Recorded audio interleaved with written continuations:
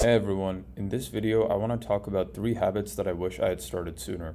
So the first one is exercising for longevity instead of bodybuilding. Now, I don't have anything against bodybuilders, you do you. The reason I stopped training that way is because of my priorities. More specifically, I want to be and look healthy for the rest of my life, and training like a bodybuilder just doesn't lead to that. When I first got into the gym, I was a teenager. So, wanting to get a girlfriend and also not knowing any better, I probably watched every fitness video on YouTube, especially the 10-minute at-home ab workout ones.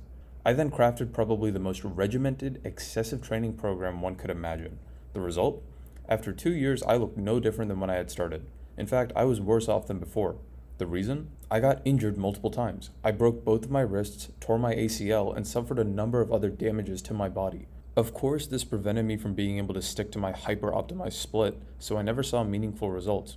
I'm not saying that all bodybuilders are destined to get injured, but based on what happened to me, I was forced to change the way I trained to accommodate my injuries and prevent them from happening again. This meant reducing my volume in a given session, choosing low-risk exercises, focusing on compound movements, strengthening my joints, and incorporating a lot more cardio. Overall, this just meant training more like an athlete.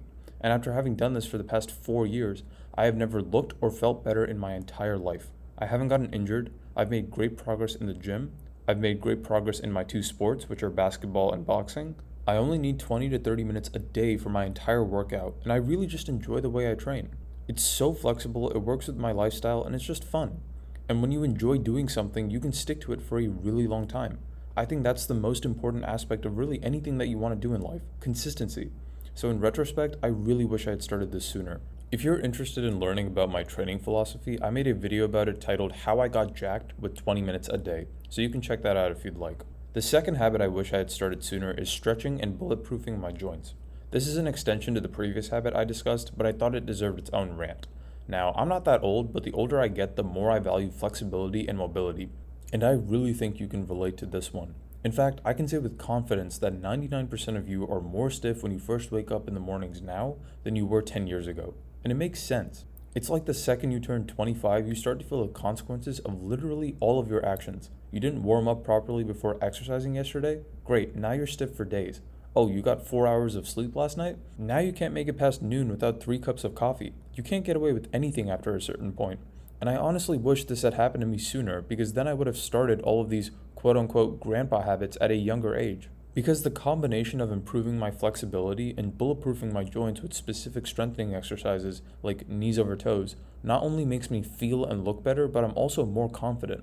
Whether it's when I'm in the gym, on the court, or sparring, I'm more confident in my abilities and less afraid that I'm going to suffer an injury. At the same time, I can also do things that I otherwise wouldn't be able to do if I didn't intentionally work on my flexibility and joint strength. For example, boxing requires a lot of rotational movement and shoulder stability. If I didn't work on loosening my hip flexors and strengthening my rotator cuffs, I would not be able to generate the kind of force that I do when I strike. So nowadays, the very first thing I do in the mornings, after using the bathroom, is yoga. It takes 10 minutes. People might call me a grandpa, but I do not care. I feel fantastic after stretching in the mornings, and I'll continue to incorporate mobility work into my training for the rest of my life. The third habit I wish I had started sooner was practicing mindfulness 24/7. I cannot describe in words the amount of time I wasted when I was younger just living in my head. Whether it was daydreaming, worrying about something I couldn't control, getting frustrated about something I couldn't undo, or any number of useless things that just manifested in my mind. That was time that I could have spent in much better ways, like pursuing my goals or making memories with people that I care about. And you might be thinking that I'm setting up a case for meditation. No, not at all. In fact, I never sit down to meditate. Instead, the wallpaper on all of my devices is just white text on a black canvas, reminding me of my vision, my short-term goals, and to stay present.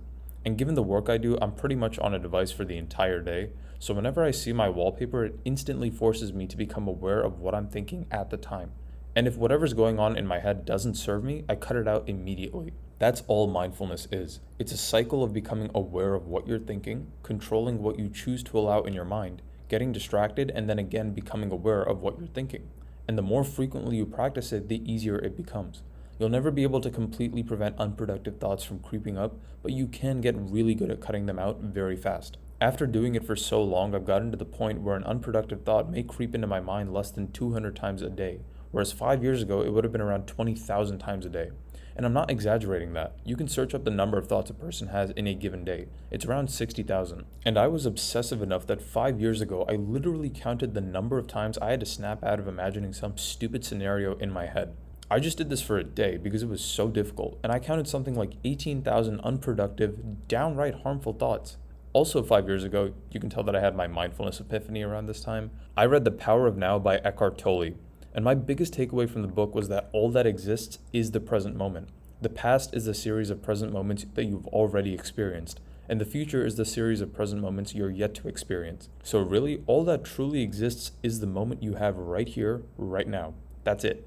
Which means that there's literally no point in you living in your head, getting dragged down by the past, or pretending to already be in the future. None of it's real.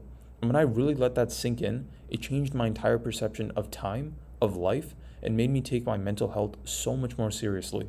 If you're struggling with negative thought patterns, daydreaming, or anything of the sort, I genuinely wholeheartedly believe that mindfulness is your solution. It's simple, it's free, it's really difficult sometimes, especially in the beginning, but it's worth it. And of all the things that I've talked about in this post, if I could choose only one thing for you to take away, it would be to get serious about practicing mindfulness and taking care of your mental health.